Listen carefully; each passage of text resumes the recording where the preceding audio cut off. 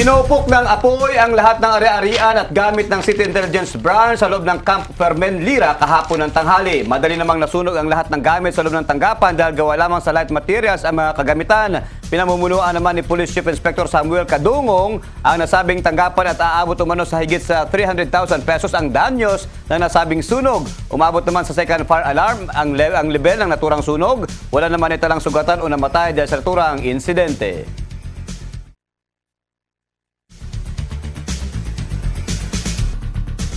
Kabilang banda naman ay ito ho, pinasok ng otoridad ang 4 na bahay sa kanilang mga magdamag na operasyon base sa search warrant. Unang pinasok ng kapulisan ng Tambler Police Station ang pamamahay ni Harris Tibulio noong Sabado at kinuhaan o nakuhaan ng aluminum foil small sachet ng shabu at tutor. Aminado naman si Tibulio na gumagamit ng droga bilang pampalipas oras. Daming pera.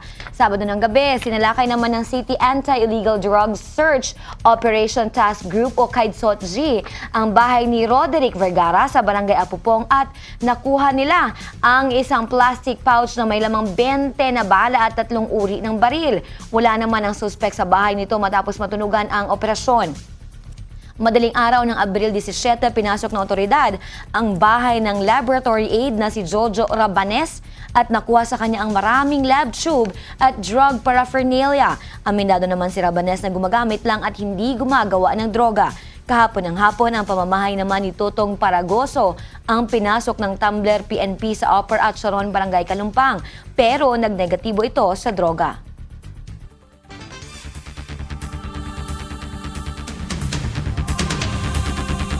Sa balitang nasyonal naman, ay hindi pa nakapagsimula sa pag-iimbestiga ang Department of Interior and Local Government o DILG kaugnay sa nangyaring Kidapawan dispersal. Ayon kay DILG Secretary Mel Sarmiento, hindi pa nakakapagsumite ng kanilang report ang mga concerned agency para sila ay makapagsimula sa kanilang investigasyon. Dagdag pa nito na tiniyak ng National Police Commission o NAPOLCOM na makakasumite na sila ng report ngayong linggo. Matatandaan, 3 ng magsasaka at 1 pulis ang napatay sa naturang pangyayari. Maring pinabulaanan ng Malacanang ang usap-usapan na pagkakaroon umano ng malawakang brownout sa nalalapit na eleksyon sa May 9. Ayon kay Communication Secretary Sunny Coloma, ginagawa ng gobyerno ang lahat para matiyak na mayroong sapat na power supply sa kasagsagan ng eleksyon. Katunayan daw ay puspusan ng paghahanda ng Department of Energy para matiyak ang supply ng kuryente sa halalan.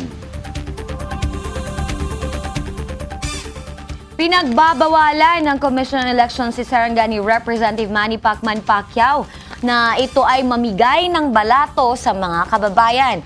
Ayon kay COMELEC Chairman Andres Bautista, hindi pwedeng bigyan ni Pacman ng balato ang sinuman dahil siya ay tumatakbong kandidato at hindi pa natatapos ang eleksyon. Nakasaad sa Fair Elections Act na 5 pesos lamang ang halaga ng campaign materials na ipamimigay nito, pero kung sakaling mamimigay, posibleng maharap ito sa election offense. Nangako naman si Pacquiao sa kababayan na babawi na lamang pagkatapos ng eleksyon. Matatandaang nakakuha ng 900 million pesos si Pacquiao sa kakatapos lamang nitong laban kontra kay Timothy Bradley. Sa balitang international, sa pamamagitan lamang ng pakikipagtalik, nagpositibo sa Zika virus ang isang babae. Ito ang kauna-unahang kaso na naitala sa bansang Peru. Sinabi ni Health Minister Anibal Velasquez na ang babae ay naging positibo sa nasabing virus pero hindi ito nakagat ng lamok. Agad naman sinuri ng partner nitong lalaki at nagpositibo rin ito sa virus. Sa ngayon, patuloy pang inoobserbahan ang dalawa at maayos naman ang kanilang kondisyon. Viral ngayon ang picture ni Prince William at Duchess Catherine matapos nagpa-picture sa Taj Mahal sa bansang India. Ginawang background ng royal couple ang naturang sikat na tourist destination.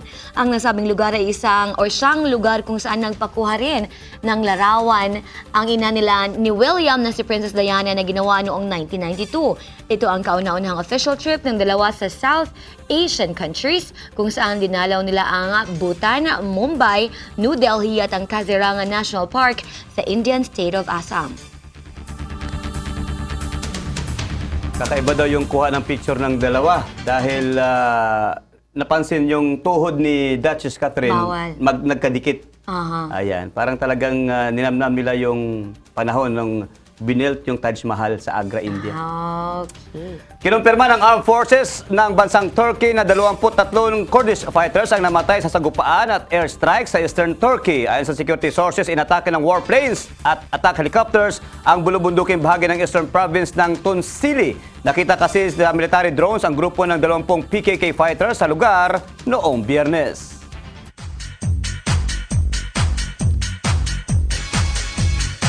Nabunyag ngayon na sa darating na Mayo 21 ang tinakdang araw para sa pag-iisang dibdib ni Solen Yusuf at Argentinian boyfriend nito.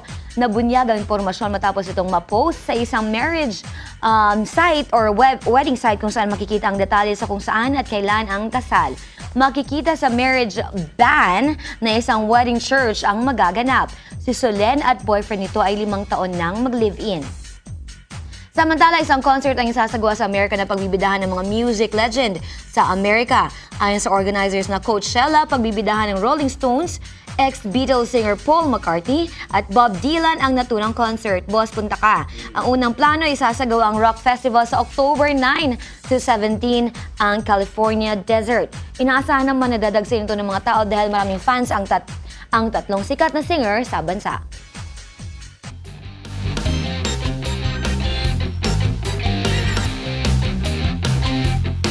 Sa palakasan, pinaka-importanting laban umano para kay Hungarian Super Bantamweight contender Zsolt Bidak na hindi dahil makakalaban niya si 5 Division World Champion Nonito the Filipino Flash Donaire. Ayon kay Bidak, natudo ang kanyang ginagawang paghahanda sa loob ng 10 linggo. Gayunpaman, plano ni Donaire na patumbahin si Bidak sa loob ng 6 na rounds. Matatandang dinipensa ni Donaire ang kanyang titulo matapos niya itong makuha kay Cesar Suarez noong nakaraang taon. Habang pananagutin naman ng Department of Education ang mga atletang mapapatunay nagkasala sa nangyaring rumble sa football match ng palarong pambansa sa Legazpi City, Albay. Kasalukuyang inimbestigahan ng DepEd kung ano ang pinag-ugatan ng rumble sa gitna ng laro ng Bicol at ng Soc Sargent football team.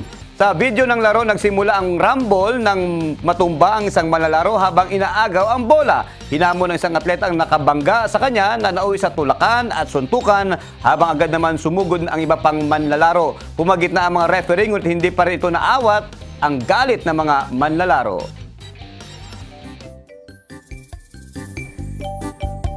There goes the sportsmanship. At least, I think dumadaan naman sa mga ganong stage o phase. Especially since mga bata pa sila, mainit pang ulo, saka walang pakialam na nothing to lose. Marang mga ganon, di ba? Saka kahit sa mga professional nga, nangyayaring ganon eh. Oo, yung sila pa kaya. rumble, di ba? Oo. Saka mainit ang panahon natin sa Albay.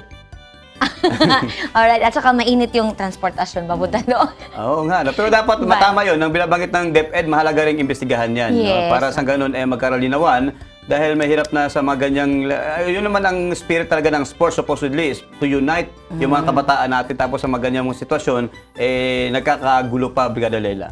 Ayan, oy, mamaya po pala, wag tutok lang po kayo dahil makakasama na po natin ang ating rapper na isang sundalo /nurse/DJ. O, diba? Excited na kayo, tingnan ho natin sa pagbabalik dito lang sa Morning Hataw.